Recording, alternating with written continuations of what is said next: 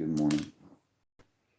Sunday, 9th January 2021, about 6 a.m. England, Earth. Electromagnetic universe. Who knows what this place is for sure? I have some theories that I'm very confident about.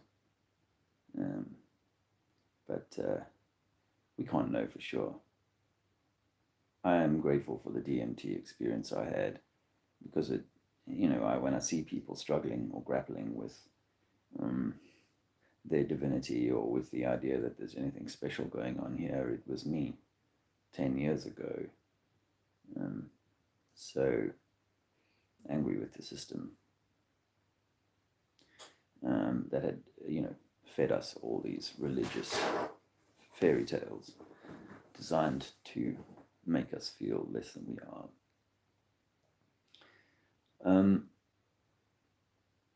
Funnily enough, I was angry with them or those institutions, but buying absolutely the horse poo being shoveled by theoretical scientists, Michio Kaku, Brian Cox, Neil deGrasse Tyson, etc. And these wizards are just at the sort of PR end of their game. Most people who are lower down the pecking order totally believe the thing that they're in. And so it is today. I see that with so many people that I encounter in the seeking for the truth community, but will still somehow be welded to a belief system. We've got to move into the knowing. And I really think it matters that we know as much as we can know. And if we cling to these beliefs that we hold so dearly, I don't know, it's vexing me somewhat, and I don't know if you guys are having the same thoughts, but even within every group, if you dig a little bit, you'll find that there's a very different set of traumas or beliefs that have a significant effect on the way someone thinks and the way they perceive the world. So it is that we are so divided by these myriad diminishments that I don't see at this point in time, unless something shifts, chance for there to be a harmony, in so many different theaters, in so many different ways. But of course, I'm seeking harmony. I'm seeking the higher thing for humanity, for myself and for humanity. Of course, I don't approach this with although I'm sound pretty pessimistic and negative, it's more like, okay, let's be honest.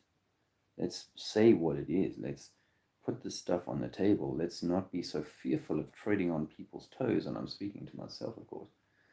Treading on people's toes. But when you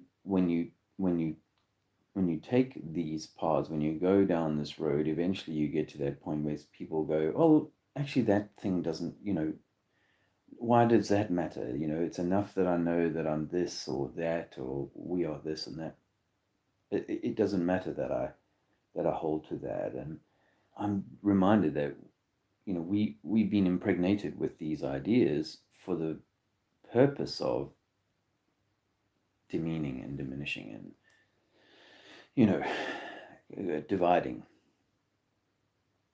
These are being put in here for that reason.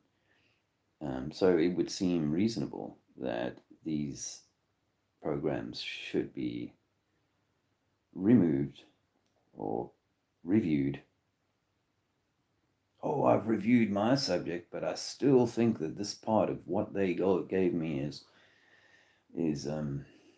legit. This element. There's a book about it. Lots of people believe it. That's good enough for me. Somehow I think that this holds us back. I mean, I know that, like say you all came together with 10 people came together with exactly the same views on politics, religion, the nature of the setup, and more importantly, who we are. If 10 people came together with that, and we all intellectually knew those things, I am certain, though, that the personal wounds that the individuals brought to that party would still, or would not necessarily, have been addressed by the individual, because they know the stuff that they know. Most likely, in my experience, we tend to focus our outrage at the status quo. We focus that on the system that gave us that deception.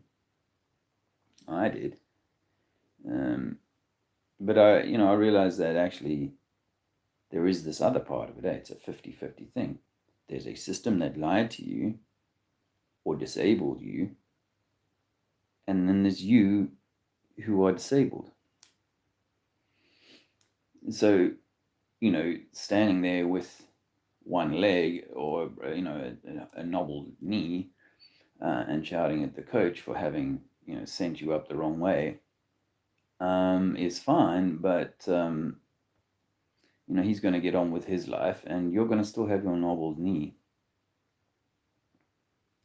And you need to attend your nobbled knee, my friend, because, And the funny thing is that even though you're angry with the coach for having nobbled your knee, you will still take a lot of his plays, and use them in your life, whether that be in an economic model, a socio-economic model. The way we structure our our family units, let alone our economies and our spiritual wealth.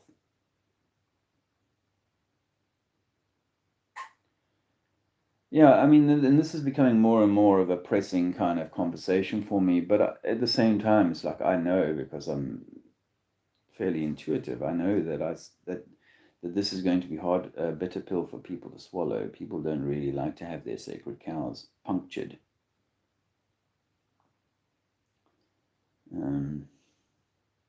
For many, many years, long before I started working out these deeper deceptions, I was very uncomfortable with the way that the financial world worked.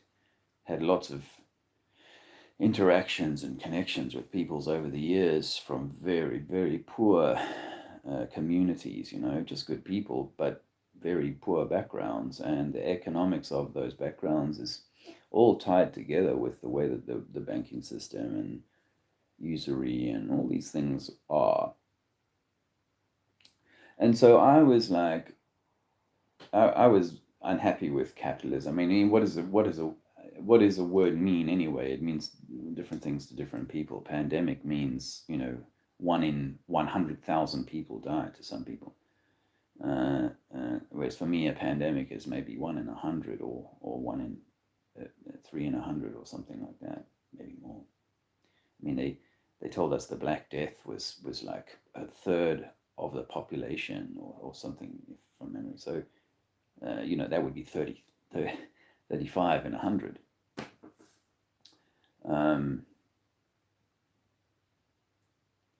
So, I think that what do words mean, and what do people mean by the word I forgot. I'll need to go back. Firstly, I'll say hello. Hey, Rick and Jack. Nice to see you. What's happening at the moment is, for me, is I'm talking about sacred cows. I'm talking about realizing that most people would, at the moment, would prefer to continue to call out the coach. And the thing is that, as I kind of titled this chat, the coach in this context is simply going to make a slight alteration to his playbook, perhaps. But he knows for sure that next week there will be the bleachers, the stadium will be full of people eager to pay to watch the show. And that's what they that's what they know, is that they have. So the coach knows that he has sufficient people to continue to play, to continue to pay.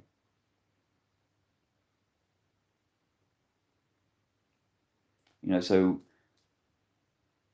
what am I going to do? Am I going to continue standing on the sideline there with my busted up knee, shouting about how bad the coach is, despite the cheering fans next week all going, rah, rah, what a great win, or a great result?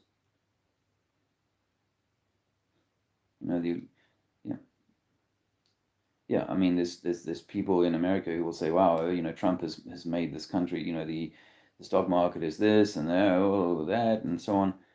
While at the same time, the world and America in this case, continues to hold people back. So I'm not a big fan of the way that the system is. I don't know what you could call it, but the way that the monetary system exploits people and benefits others. That's not right. That's not divine.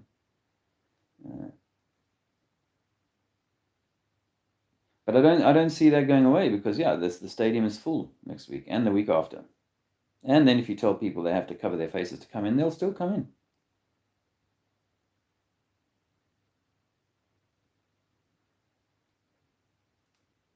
Next week maybe someone else gets a busted up knee because of the coach's same playbook.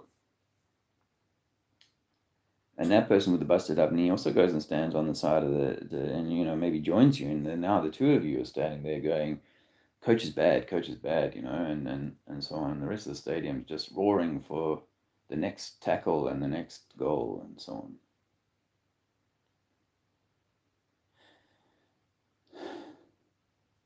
on. Soon enough, there's 3 or 4 of you. Maybe it's not so lonely anymore.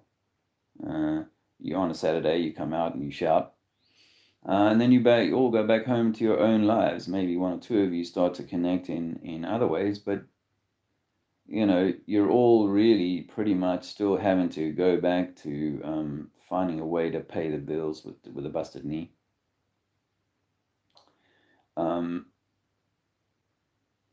Many are still going back to little houses of belief that so the two or three of the dudes standing on the sideline complaining about the coach, one of them is one religion, another is another, or an atheist, or this or that.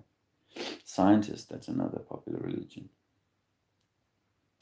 So and so you don't actually, you have an agreement on this one thing, but you don't actually have an agreement on the primary stuff.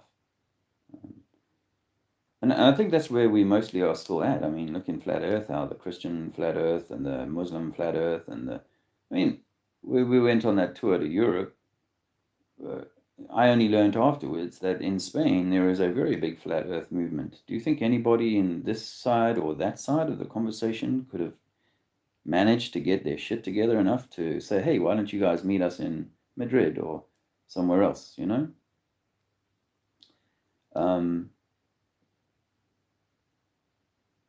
So, in this context, in this world, we are, sorely divided and sorely separated, and I guess sore which is why we don't love each other enough so much as we make all these rules, we adopt all these rules. Oh, well, if you want to be in my club, you can do this, or you can't do that.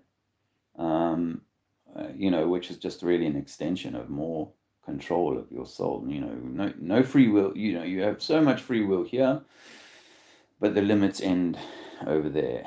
And that's not divine again. That's not divine. Or you can come and stay in my communist community, but you have to do it like this, or you must do it like that.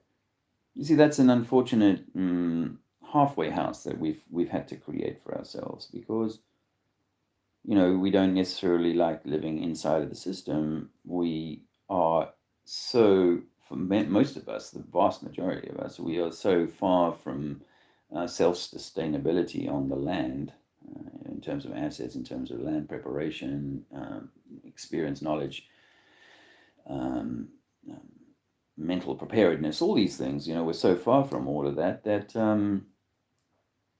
that's not really immediately attainable in the current way of things. So there has to be some conversations about how we go forward, but without the need to kind of impress the stadium, or it remains a 50-50 thing for me. It's like the nature and nurture thing. We come from nature, and we are nurtured in a particular way. We can return to nature and nurture ourselves in a particular way, but we do have to. We are never going to solve. We are never going to address humanity's biggest problems until we stop lying. We stop feeding our own fear beliefs into our children's pliable, beautiful young minds. I shudder when I think of the, you see it now in the faces of little children when they look up, when they look to you as you either approach them, or walking down a pathway or whatever. They're becoming intimidated, and so altered, so damaged. And the more you damage, this is what anyone who takes a like a captive, you make them you make them fearful, you make them dependent, and they become so easy to manage. And all of this is fear. I mean, I respect what the guys are doing, going out into the street to protest the government. I mean, it's sickening to watch, the RoboCops going about their business. And I'll note how the mainstream tend to categorize it as protesters clashing with police, rather than police, getting right in the face of people who are just doing their God-given right, which is to walk around, to express themselves freely, golden rule intact, but not for these high-vis, order followers. I do feel for them, actually. I'm so glad I never took an order. I got out of the order following kind of arena when I realized all of this was going on. What the people are doing in protest is anger, rightfully, but an anger that is designed, an anger that is intended, an anger that is expected. I think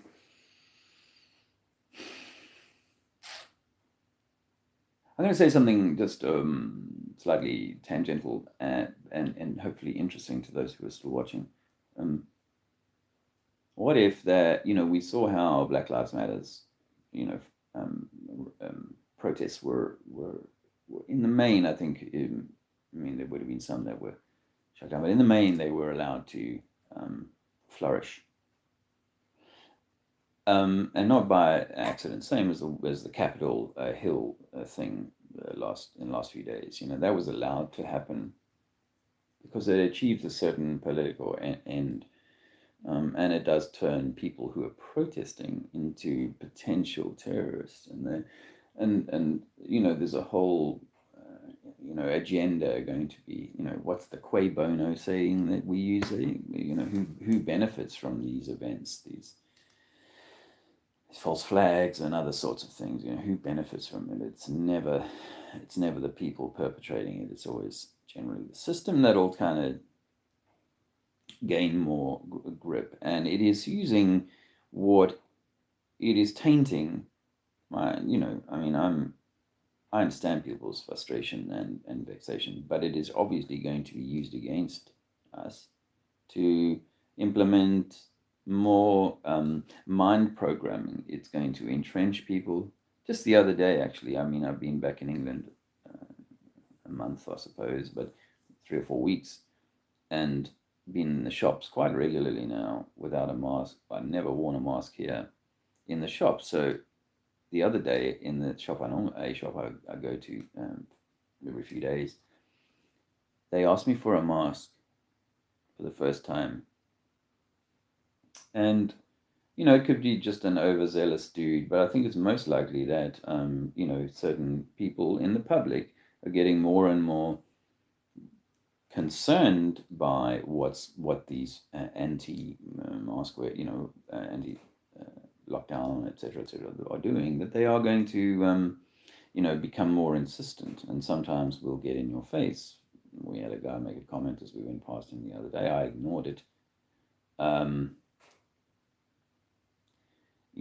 it's like, do you want to create a scene in these situations? You are a little bit like in that scene in They Live, when one of the alien types sees that he can see that she is an alien.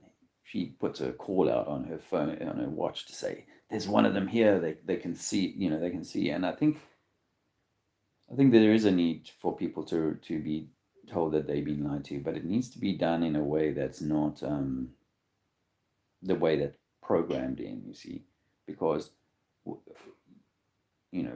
people are saying truth out there, about various elements of the vaccine risks, mask risks, and what viruses are, and all these sorts of questions. People are making really good points about that. But do you think that the majority of people can hear that right now? No, they can't. Well, they can't. So I do hope for something to change. But I do wonder whether that change only comes about because this program that's kind of being rolled out at the moment, it has within it the seeds of its own destruction, that through it there is this mass kind of purging, self-reflection, time for confronting some of those demons or some of those alters to your personality or character, your truth, that came through the trauma that we've all been delivered. Andrea was talking about something that's become more on her mind, or something she's been thinking about, and that is that her mum brought her up with that approach to going to sleep or bedtime, where they use controlled crying. So they'll just put the baby in the bedroom, in the cot, safe, but now very much separated from mum. And no matter how much baby cries, you just kind of, maybe go in every now and again and give them a little soothing. I'm still here, but you can carry on crying. That's a traumatic thing. It was done to Andrea. It's done to, I heard a mum talk about it on the mountain in Portugal a few months ago. It's like, wow, people are still doing that. Just let the baby cry for an hour. He'll exhaust himself. I think she said something along those lines.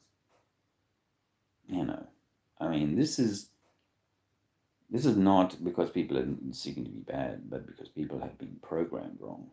And they have the wrong kind of ideas about what we are, So just for the record, Andrea and I sleep with Alex. He sleeps in our bed every night. Some of the beds we've slept in have been a bit small. to make that a comfortable arrangement. But the bed we had in Portugal on the bus was super comfortable in that regard. It was, wow, brilliant. Um, we actually had a double and a single pushed together, so it made it super wide. That was awesome. But we're energetic lights, and we have seen studies where they have demonstrated that by separating the newborn child from its mother, denying it any human contact, you could make it unwell and even perhaps lead to its premature death. Um, and we think this is part of what is why the social distancing is, that they don't want the electromagnets coming together and powering each other up. And, like the dogs go around and sniff the tree where the other dog peed, they're passing on electromagnetic signatures to each other. Protection for the community, if you like. Herd immunity comes from the herd rubbing up against each other, and not from it all standing in separate fields. So we think that there's an electromagnetic thing going on here that needs to be charged up every now and again. And we do that by earthing, sun gazing, and loving each other. We harm it by staying indoors, separating from each other, becoming fearful of pretty much everything, including the air. And shouting at the coach for being a complete dickhead.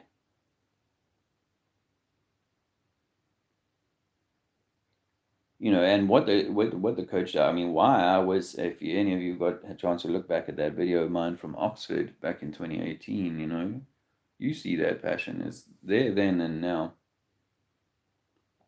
I'm just trying to modify it in a way that is going to be of most use to me and those around me, and those I might have some chance of influencing in terms of their own self-reflection, because it's not me who's going to make the change, it's you who has to make the change. We can only change ourselves, and then in so doing, the community around us. This buggery system that runs because people, because people continue to choose it. Let me give you an example.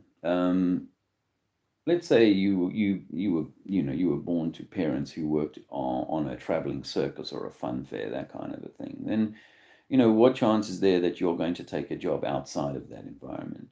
You see, with religion, what chance are you're born in a Muslim house, are you going to become a Catholic priest? No. So, this is the thing, is that we've been born into these houses of division, call them countries, states, whatever. We have been given a narrative that we are basically barbarians, barely, evolved from the apes in the zoo.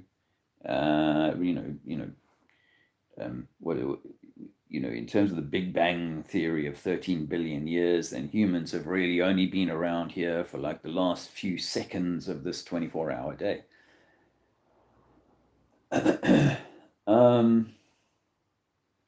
So that's really going to have a hugely altering effect on your sense of what society truly is. You see, because the guy who grows up in the circus theater kind of environment might believe that everybody in the world has amazing talents of balance, or animal taming, or on the other flip side of that, everybody's kind of like just roustabout kind of roughnecks, and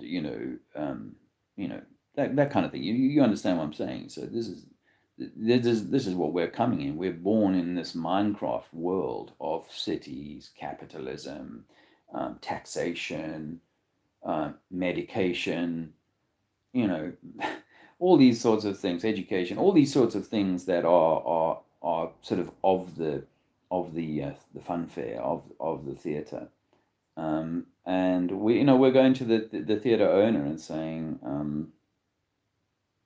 stop doing these things that are not cool. And he's like, well, no, business is good, man. And look, I got queues of people standing 2 meters apart waiting to get in. So no, that's not going to happen. No, we could go to the queues of people that's standing outside and say, hey, the guy who runs this place is a charlatan. Um, yeah, but perhaps the more uncomfortable conversation is that why are you going to the zoo? Why are you investing in the fun fair? You know, and we need to kind of realize that the fun fair has been all we ever had, and it has damaged us. And until we unpick that damage, we are always going to be thinking that the fun fair is the most important thing here, when it's not. You are. Universe. You are the most important thing here. And, all of us are trying to make these compromises around this disgusting setup. But the problem is that we've all been turned into these circus workers, and we don't really know ourselves outside of that context.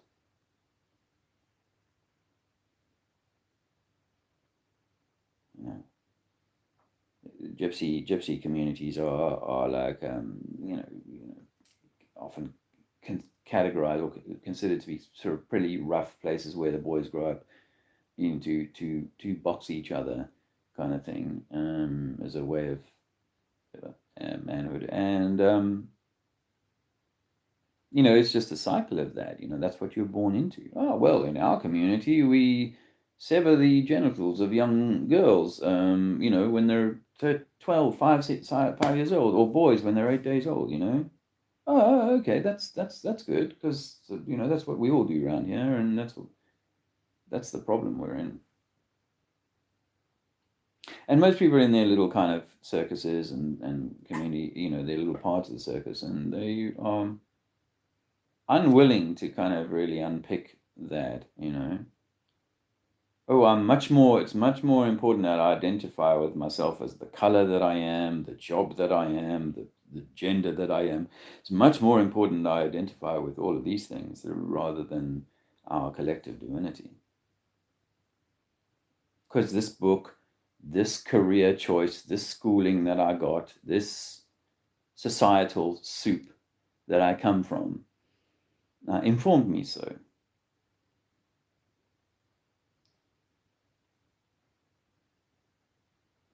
And it's very powerful, and it's going to very much going to continue to do that. And I mean, if you're coming at this from a sort of, say, a Christian angle, where it was Jesus who walked apparently 2,000 years ago and said and did all these most wonderful things, and yet in all of that time, that message has caused division, that message has been used to foment war.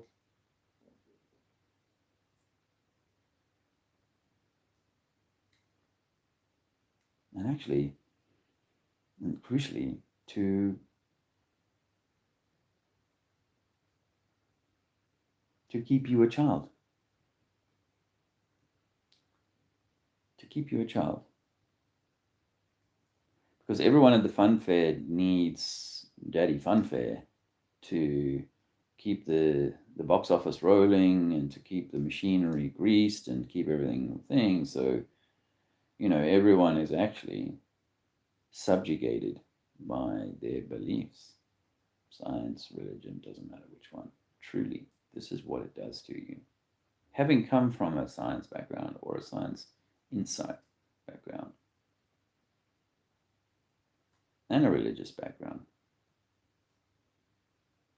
I know that these things are designed to control. Anyway, I hear movement in the house, and it's a bit early. Oh, there's 20 folks here. That's nice. Hey, Nathan. Let me just quickly go back to the top. There was more comments than I expected. Okay. Hey, Scuba Dracula is still here. Yeah, I saw a bit of your Toronto rally earlier. Man, I do admire that. Don't get me wrong. I do admire that. My feeling is like, see how strong they don't want this message out, that because they were doing everything. Obviously, they're doing everything to demean this. Are they? Are they? Do they want a major insurrection, or are they simply going to use the small insurrection to cuckold the majority? I mean, there are obviously many who believe absolutely everything, but there's many, I'm sure, who are sort of going along with it because they've been told. I'm just not sure that. I think we need to do something. I've been saying, to Andrea all the time, like I want to do something. I want to go out and talk to people where I can find them. But I don't want to play in the hands. I don't want to play into the hands of the system, because that's really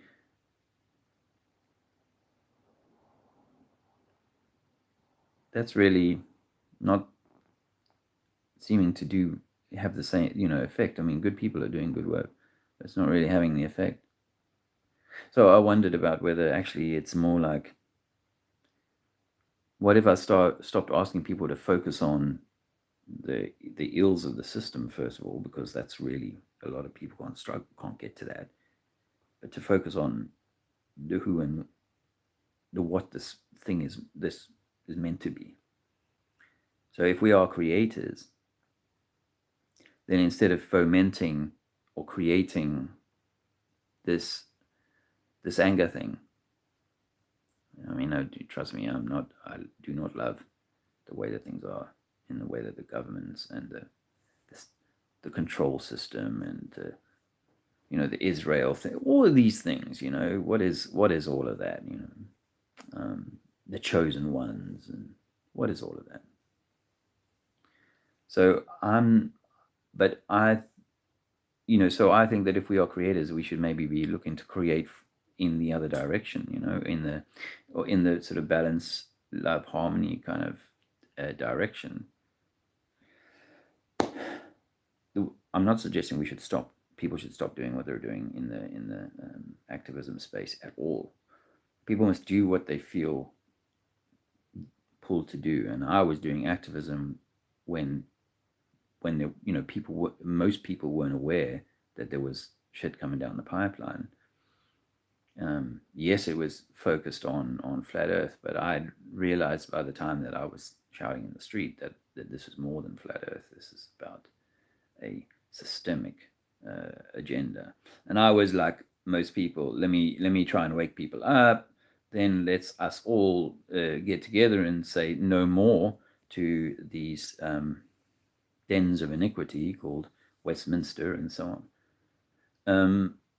And then we go anew, but then you realize that, hey, most people are actually in love with or in hate, and it's a love-hate relationship, but they're in love with their with their captor, Stockholm syndrome style. They we have all been so programmed into. I did a course, this was back in 2009, 8 or something. I did a course called Prince 2. It's a program. It's a methodology for managing, and I had this pretty strong argument with this guy about capitalism and so on, and it suits certain types of people to have the system work the way that it does, but ultimately that's the way the system works, is that it's got this tiny little crust at the top and then a decent wedge of middle class people who are going to be the buffer and do a lot of the yes work and sign the contracts that are going to catch people out and all that sort of thing.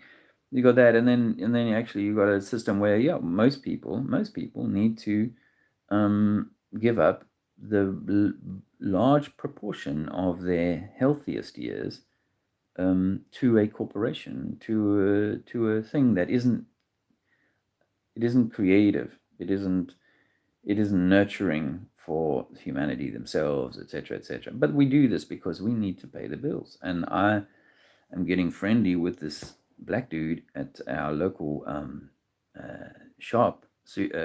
Not the one who was, not the shop that was like, where's your mask, but this other one we go to. because it's I mean, because it's essential that we broach these. How was I going to say that? I can't remember how I was going to say that. I mean, it is essential that we broach, but the thing is that you can't. I can only be the best light that I can be, and if I can kind of draw other people in on that basis, then that's the best way to do it. But where I was at the kind of 2018 phase, you say like that Oxford one example, where it was more like, you know, you have to listen, and you know, it's them that's got to. Well, it's really me that has to change. It's really you that has to change, because until we stop going to the circus, and still we stop putting fuel in their tank, then you know it's going to continue to be a system of that, and actually probably rightfully so, you know, at this point in time, because the humans we have been so badly treated that we don't really like each other very much. We put all sorts of expectations on one another to be a certain way, or to eat a certain thing, or to, you know, oh, you do this, then you're that, and you know, and it's difficult to know because we've been put in a series of different rules and controls that you think, okay, so am I meant to do this? 10 years ago, we were telling Muslim women they were being treated badly for doing that. Now, other, you know what I mean? It's all messed up. Anyway. Hey, Nicholas. Rambo Jambo. And Reason. Peace. Hello. I jumped a whole lot of people there. I shouldn't have done that. That fat fellow. Nice to see you, Tommy. Oh, my little people coming in. I won't keep you long. Yeah, that rally was cool, but again, it's like, where are the people, man? Where are the numbers after all this time? You know. Yeah, it was early, but the family's up now. Police like up. Yeah, I like policy officer. But you know, this is part of the design. Part of the design is to make us angry with them, you know, and that's what I get when I watch some of those videos from Subject Access and Resistance GB and yours. Well, not so much yours, because Toronto Tommy and stuff, you guys are getting a far easier ride there from the police, and I can only suspect that it has to do with the Americans' voting cycle. They're waiting for whatever's coming out of this next 10 days to transpire before going hard knuckle on protests, because what you're seeing in Canada, you wouldn't see that in the UK now. I mean, as I said the other day, the first one I saw was right at the first week, because Jason and the other guys were, you know, right on top of this the moment it started, I think. When was it, the Glastonbury? No, that was much later, the Glastonbury one. April. Yeah, it wasn't in the first lockdown. Mm-hmm. Was that still the first one? Mm. Well, anyway, so they that was the very first one, and the very first one was shut down, it was stamped on. And it was only 10, 20 people, probably, you know, and it was like, wow, that's really unnecessary, and that was a real surprise. So they've been stamping pretty hard on that kind of activism here.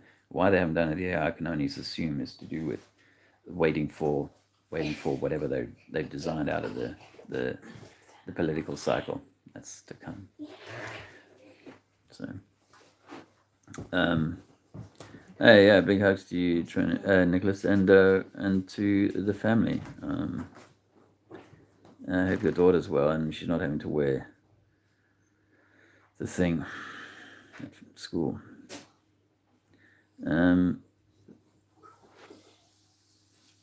Okay.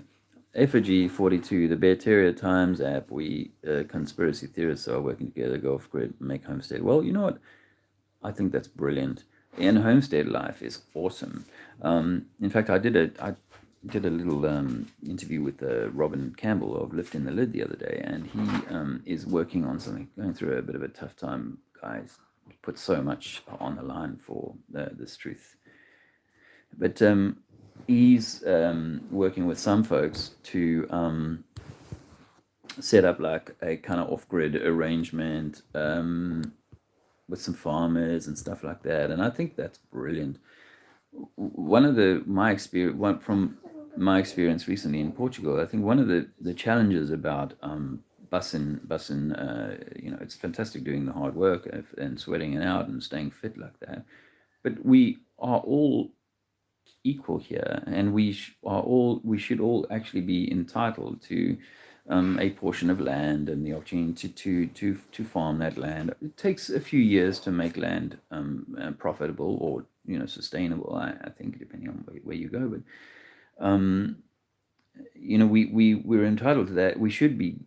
That should be our kind of like gold standard. Not I will I will work on somebody else's land in return for a place to stay, put 10 years of my sweat equity into that, and at the end of it, we have an argument, and he kicks me off his land. I got nothing. And even if we don't have an argument, at the end of my time, when I'm no longer able to put my sweat equity into that land, at a time where in nature that sweat equity should be paying you back dividends, because your orange trees are now loaded with oranges 20 years after planting them and taking care of them, or your cattle crop is or your cattle is such that it's able to generate an income that you don't need to be in the field, or that your grandchildren are in the field taking care of those cattle for you. That's the gold standard, and I think I'm all for the homesteading, go off the grid thing, and do all of that, but at the same time, let's not be doing it simply because we're running away from the beast, because the beast, the mofo, what is the beast? Has created a system in which we are each stealing, we are each acquiescing to the stealing from each other of our life energy and our true heritage here. We are each doing that. We've been seduced into that, and even in people at the poorest, say financially poorest end of the spectrum, would still say, "Oh yeah. Well, we still need the government to charge you its taxes so that I can get my benefits at the end of the week." So we are in a little bit of a pickle in that respect, but we're in that pickle because we've lost our own way, and we are willing to be subjugated in this way and told what to do and when to go places and to how much of our time we have to give in order to simply live. And so it's a complex thing. It's not something that's going to go away overnight, or has a single answer to it. But I think it's important to bear in mind that it's not just the system that is the problem here. Our parents taught us the way that they were taught, and the way that they were taught was mistaught, and they don't know that.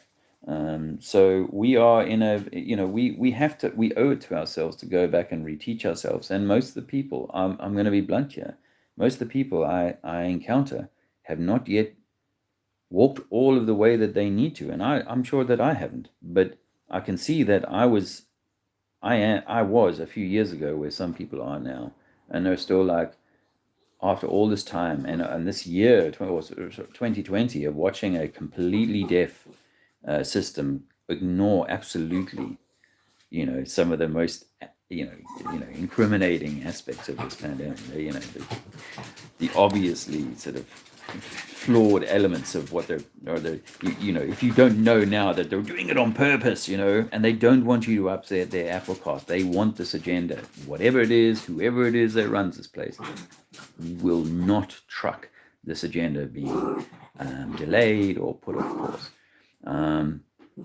And so we have to allow that to unfold in a way. You can stand at the gates of the parliament, but we have to allow that, I think, to unfold. So do your standing at the parliament if you have to, do your shouting if you have to, but don't forget that they want you distracted, whether you're watching some cheap soap opera or watching hours and hours of awful scenes of police thuggery in our parks and our streets. This is going to hold you back from really looking at yourself. And now I look at myself and I notice I've got that little Hitler thing going on here. I will. Andrea is going to do me when we've got ourselves fully settled out. She's going to do me a detox, and I will sort that out, and I will show you how I did it, and hopefully it will benefit other people.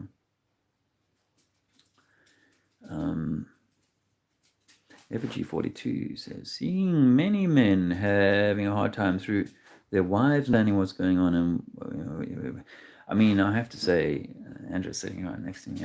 I'm both blessed, and it has been one of the biggest challenges is pulling your partner along. I'm grateful that she's been as supportive as she has been, but at the same time, we are dragging people along. Now, it's in our nature, perhaps, to kind of want to convince them and show them the evidence. That's particularly a left brain thing. And for the early years of Flat Earth, I was trying to left brain Andrea into the truth. And women are generally more kind of right brain, or, in the head, And so I think that there is, some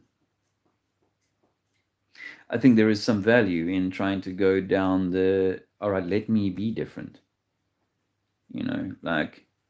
Like if you turn up, to the bedroom at night, and you say to your wife, "Hey, let's turn on the lights and have some fun," she'd be like, "Hey, you know what? You've been like a dick all day. If you were nice to me all day long, the lights, then that would be all good." So I think that's something in the way that we become, the better version of ourselves becomes that torch, but we can't help but throw the odd thing down. I just throw something? Hello, Andrew. Hi. I think it comes down to. I could turn the camera covering the sun. It comes down to healing, and I think when we're still looking at the storyline that plays out, that is playing out for us, and we're tapping into that. I'll talk about my experience. I know that my childhood, for most, would seem pretty normal, but I know that there were points, even back to when I was very young. I'll use the example of my mother said to me the other day, "Oh, I don't understand why my niece's son is not sleeping through the night, because at 6 weeks, you were sleeping through the night in your own cot." Now that seems, that's what they were taught, and that seems pretty normal. But actually, I already spoke about this. What we know now is that is a form of separation, and then we continue to see separation from. So we're traumatized, So we're traumatized, and then I think there's other layers of that. Women have had certain messages from society, from religion, and all of that needs to be healed. If we're going to see a change on this earth plane, we have to heal ourselves, and that's where the work needs to be done. And we can argue that what's going on now is distraction. Or we could argue that actually it's maybe pushing us to do the work, because actually all those feelings are coming up: fear and insecurity, handing over our power to authority. All those things are coming up, and they're pushing us to kind of face that stuff. Do we act like the victim and blame the beast, or do we start to kind of take our power back and heal some of that stuff? Both. You call out the beast. You call out the beast, and you work on yourself, because really that's all we can do is work on ourselves. I wanted to address an interesting comment that I just got from Pale Horse Rider. This is really not something that I'm absolute about, but something that I really want to test people on, or challenge people to think about. Because, I didn't really know what the Jesuits were until 4 or 5 years ago, to be honest. And so what I learned was pretty much from the fear community, the truth community. And so we know about the Jesuit oath to boil and flail and all that sort of stuff. Anyone who has a go at the Pope. And the Pope is the vicar of Christ. So vicar is short for vicarious, and he is vicariously inserting himself in between you and Christ. Now, what if Christ is in you? And what if this vicar is designed to separate you from your true Christ? And what if the society of Jesus, if you think about it honestly, my friend, if you think about it, if I called myself the Society of Trinity, then I would be like all about the society of promoting Trinity, right? The Society of Pale Horse Rider, promoting the Pale Horse Rider. That's what I would think. So when you say I'm the Society of Jesus, and then say I'm not promoting Jesus, I have to wonder whether that isn't just one of the many deceptions, which is part of their playbook that they go for. Because in my view, I always thought that the most important Christian organization and building was the Vatican and the Catholic Church. Not that I held them more important than, say, the church that I come from, but that everything kind of stemmed from that place.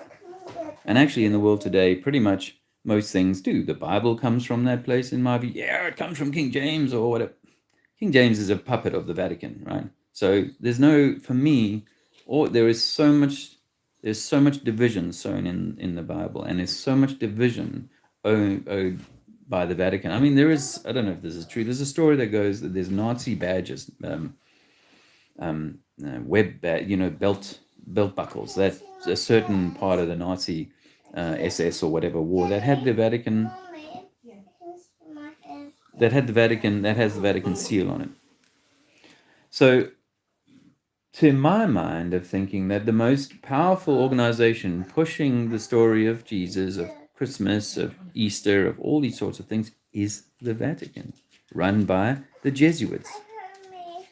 Now, how does a powerful organization like that just happen to let slip that this guy, Jesus, is the guy that he is? Or is it possible that the Society of Jesus is promoting this character in order to insert vicariously their Pope in between you and your Christ? I'll summarize by saying I think the Christ is in each of us. I think that Jesus was a man who walked. I don't have to evidence that. I believe it's probably true, but I'm not going to give that belief higher standing than what I feel within my own heart. I was given that belief by the Vatican, by the Jesuits, by the king and the queen, the people who've always tried to control us. So why would I entrust that above my own inner knowing? And if I'd never had the displeasure of reading any misleading texts offered to me by men, then how would I ever know these things? I would just truly know nature. I would truly know myself. And I would truly know that if I did good things, I felt good about that. And if I did bad things, I sought to alter those things or not. And over time, two brothers might say, well, I'm trying to do good. And the other's going, I'm enjoying being bad. And I'm not going to alter who I am. In fact, I'm going to try and encourage other people in the village to do my bad work. Give it a few thousand years and you've got what you've got now. But, so ultimately the good works that you do are God, are the higher self. The bad works you do are the lower self. Call it the devil if you want, call it Satan. But unfortunately, we've become slothful. We've become, and I don't say that in a kind of you're bad for doing that, because I mean, you can't. If you see some 5-7-year-old child who's already 30, 40 pounds overweight, you can't blame the child for that, right? And when I see old people like in my dad's complex or Andrea's mom's complex, these are old people, they're behaving like children now. And you're seeing the child come out in these people, stomping, not, just and acquiescing. Oh, and are we allowed to do this? Oh, we can't do that now. We don't do this anymore because we've been told we can't do that. This is children at play.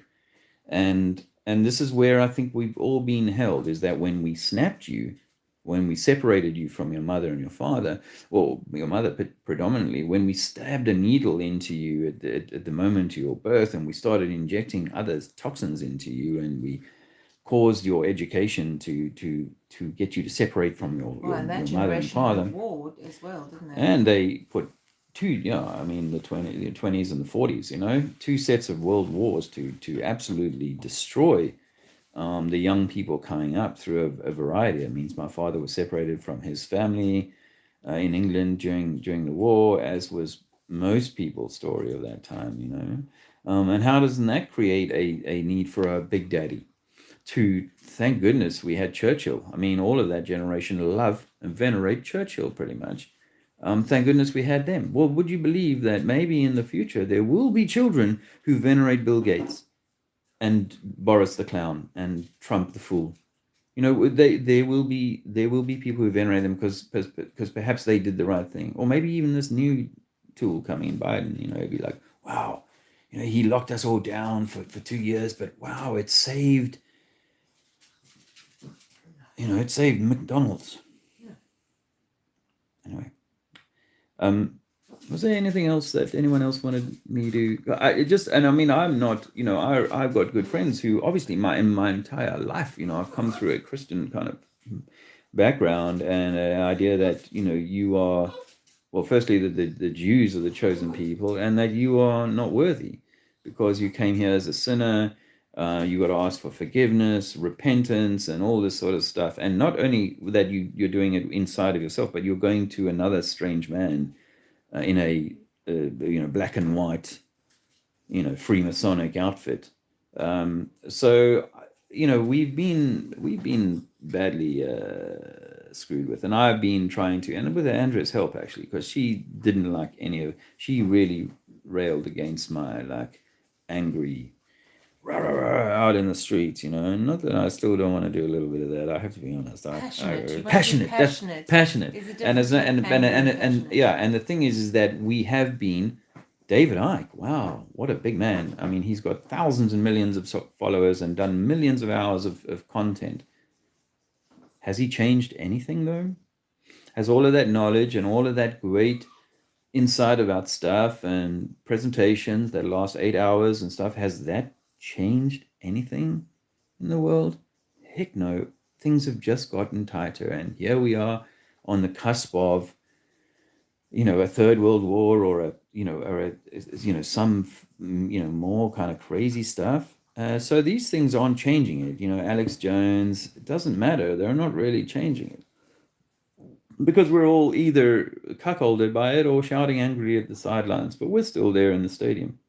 And you're cuckolded, or you're angry at it because you have like shadows, darkness. This is what I believe. I think that we have that in us, whether it be through trauma or circumstance or karmic, debt that you carry through your lineage, or and until we face that, until we face ourselves, we aren't going to see massive change.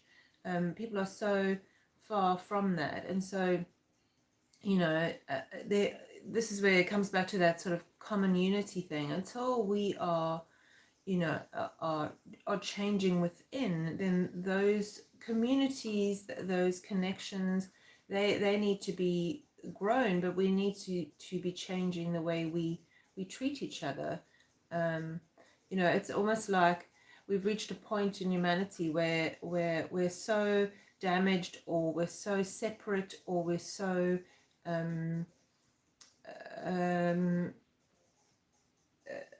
we're so immature in a way because we've been traumatized at a really so I've young age, yeah, that we have a way to go before we grow up. We all grow up. Exactly. And I think this is what I was saying to Andrea, is I'm starting to wonder whether, if I do and this is why maybe the sort of pedophilia thing is popular in some areas, because if I do a certain damage to you in the first 7 years of your life, then the trauma that you will carry will result in a Stockholm syndrome relationship with the abuser. And that could be the system, which is the abuser. I even think, if I start telling you at 5 and 6 years old, well, Andrea was told when she was that young that she was born a sinner and she was destined for hell unless she did a whole bunch of good things. But also, if you get told at 6 years old, hey, did you know that you came from, your parents never told you this, but you actually come from monkeys, and your senses are lying to you. Don't trust your senses. You are spinning, and everything around you is curving dramatically. You just can't see it because you're so tiny, so insignificant. And by the way, there were much bigger, more powerful creatures here long before you, and they were destroyed by something that we might be able to protect you from if you pay us our weekly uh, mob, fees. This, I think, is a very damaging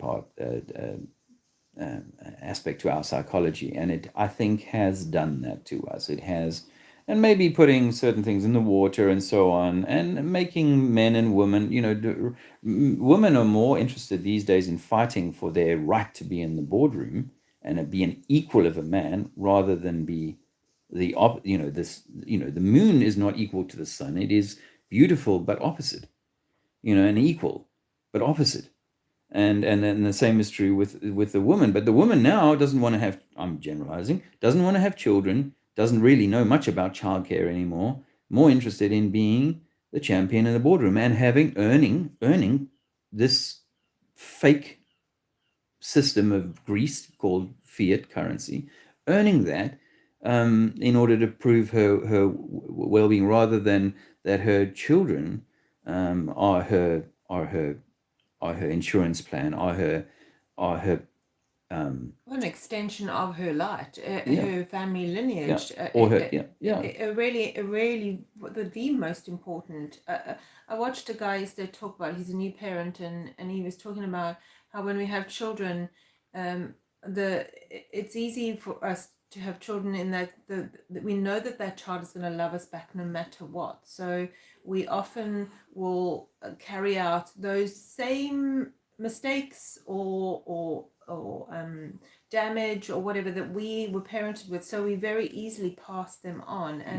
And he was posing the question, can you use that rather to challenge? And they do come up. It has for me, I know it has for Dave, the stuff, the way we were parented came up when we were parenting our own.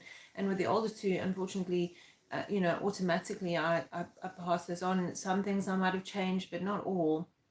Alexander, we've tried to be way more conscious, again, without even knowing, going through this experience, we've maybe done that again. But now really trying to make the effort to keep his light shining. Dave's told the story often, but when I was giving birth to him, I had the song playing over and over in my head, this little light of mine, I'm gonna let it shine. And I think that's a really important thing, is we have to start lighting our light again, or turning the light up. And we have to do that by facing our shadows. We have to do that by facing our darkness, and then accepting it and bringing it into our being, so that we can then use that to change it for others, yeah, especially our children. yes. Thank you for that. Yeah, the system is making people think they have to choose sides, and that's exactly what it wants. It just wants you to choose. I used to say this, pals. I used to say, "You choose, we lose." Every time someone makes a choice, this is why I was, vexed by religion, is that everyone chooses their own little religious house to be in, and that's unfortunately the trap, and it's like, if you don't choose this, then you don't love God enough. Again, that's more psychological play. If you're not in this team, if you haven't accepted Muhammad, if you haven't accepted Buddha, if you know Jesus, if you haven't accepted these beliefs, then you're knackered, because you came here broken. And that's an important part of it, is that they want you to believe that you came here broken, rather that you came here pure and perfect and became broken, and your parents became broken, and so even in utero you were possibly being damaged. So we that's really the truth of this place, is that we've been broken here, and we have to remember, we have to pull the parts of Osiris back together. If that's not a bad reference to make. We've been dismembered, and we've been scattered, and we've been divided, and we see all of this division, and we interpret the world based on how the label on your clothes, and the car that you drive, and the skin tone that you carry. white people will, white skinned Europeans will be like, wow, you've got a little bit of a tan. That's a good thing. You've obviously been on holiday. You can afford a holiday, kind of thing. It's a crazy, it's a crazy thing. But these are the sorts of divisions, the simple divisions that we have in our world, and we are continuing to do that. And actually, we're playing into the system's hands by, and I did this. I mean, I wrecked so many of my relationships by trying to demand that they hear that they've been lied to. And so, we are thinking about ways to, continue to be useful, as well as helping ourselves to help others. Really, I suppose. So I'm just going to. I guess it was a long time ago. It's a few years ago now that I was sort of regularly making these kind of videos, because it's been a while since we had stability. And so, whilst I have a brief period of respite and stability, I want to try and get more comfortable again talking more regularly on camera, and refining with conversation with Andrea and with friends and with yourselves, refining what it is that we should be doing, because we do need to be smart here. I think it's right that people go and stand and do their piece in terms of protesting and so on, if that's where they're at. But for me, that has to, I would imagine it, hopefully it's part of a trajectory. Not for everyone. I know that some people get into that space and never leave it. It becomes their thing. But I don't know. I think that again, just like flat Earth, it's like one of those little baskets that you can sort of become a big fish in, and that's great if that's your choice. But my choice is to prefer to be a smaller fish there and just keep swimming up the stream, of this information towards what I think is what we're meant to do. But yeah, distractions abound, and reasons to be angry and frustrated and so on are replete. There's no shortage of those. Can I give another thought on that, because mine's slightly different. I I admire people who are standing up for themselves, and like Dave said, I think it's part of the maybe the process is when you start to say, hey, hold on a second, you're doing something to me. That's part of the waking up. But I think that hopefully you get to the point where you're like, hold on, then they're not listening to me and it's not making a difference. How do I make a difference? And that is when you start to come back to yourself, and you start to realize that where you're being triggered is where you need to heal, so that you can stand in your power.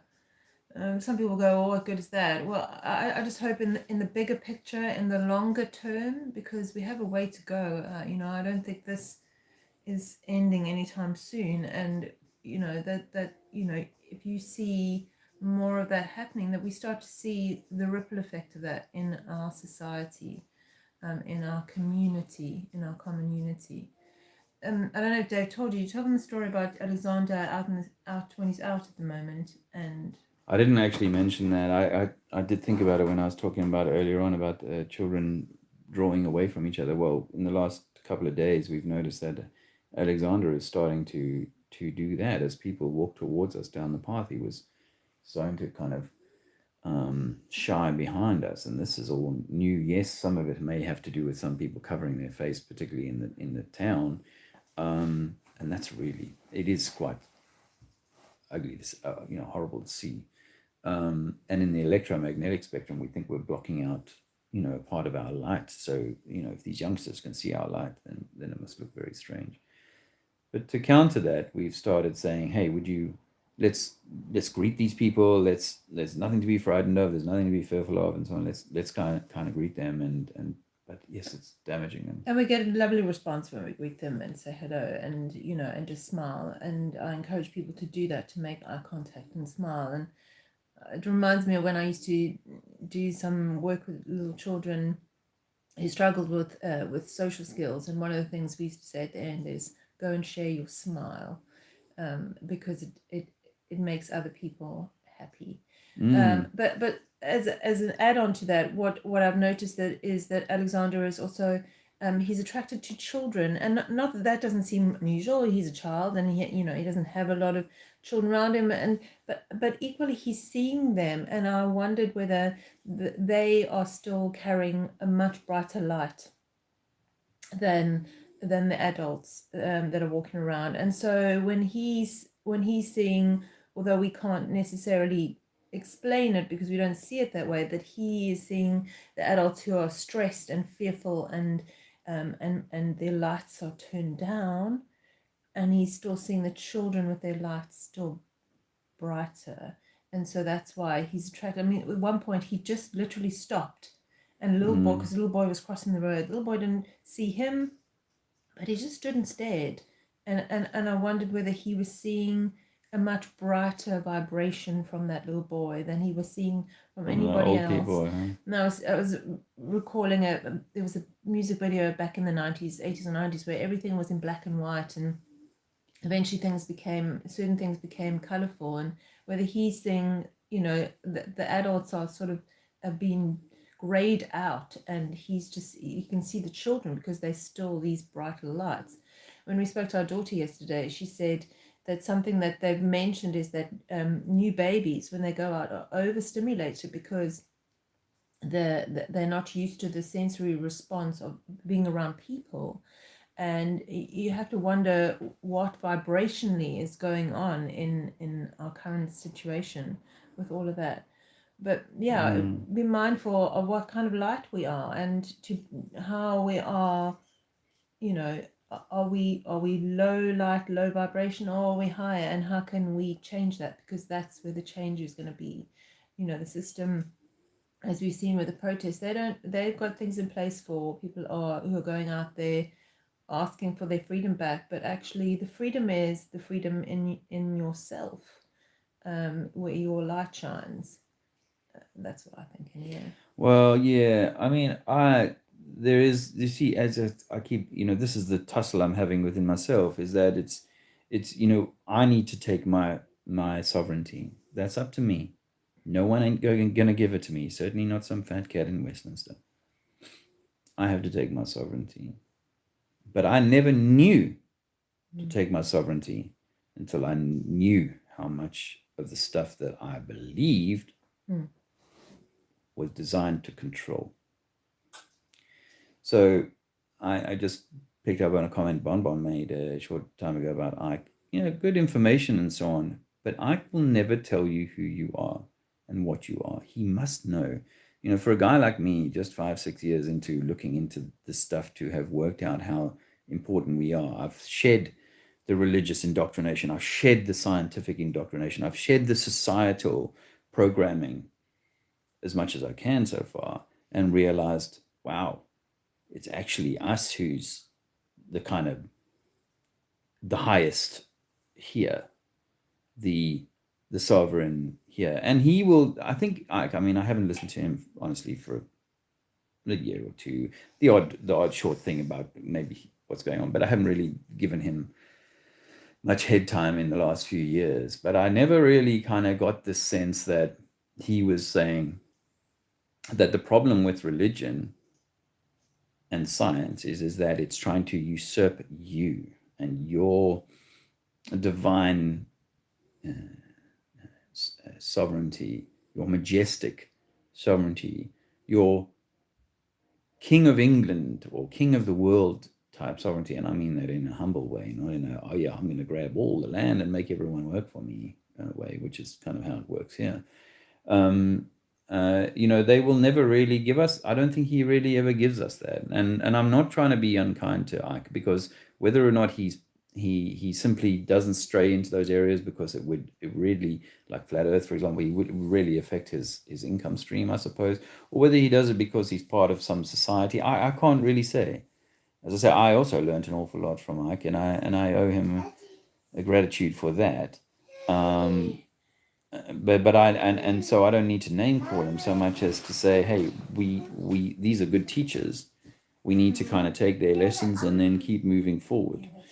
Whereas a lot of people who are Ike fans will be in Ike fandom and wear the T-shirt and that's where they will stay, and they will wait for the next Ike communication to tell them what else is going wrong in the world, or how to interpret it. As far as I know, Ike has not changed a single thing in the way that the world is run. He has definitely helped people, including me. But I go beyond that. It's the same as with all these religious dudes. They have a lot of good stuff. Rob Skiba, Zen Garcia. 5 years ago, I was really starting to pick up on these guys. I'd realized that there was definitely a spiritual element to this place, and I realized that the Bible did have truth in it after all, given the flat Earth references and truth about that.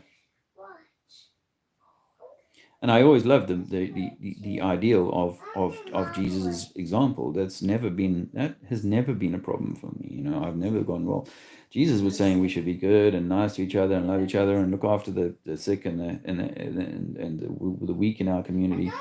I was never ever thought, oh no, sod that, I'm going to stamp on the weak and the thing, and I'm going to try and capitalize on every bit of it that I can. I never ever felt that way. But I didn't need a book to tell me that I wanted that. It was nice to have that guidance. It was nice to have that point of reference. But it wasn't that, okay, now you, Ike, Jesus, Catholic, Pope, you have given me a juicy piece of really useful information. Now I'm going to only listen to you, and I'm going to see you as my Father and the way that I find my salvation. It's only going to come from in you. And I think this is where we have to realize that whilst we need to get truth out, we also need to take care of ourselves. It looks like I might need to go and take care of my. I like to say the same as deep lovely earlier stuff.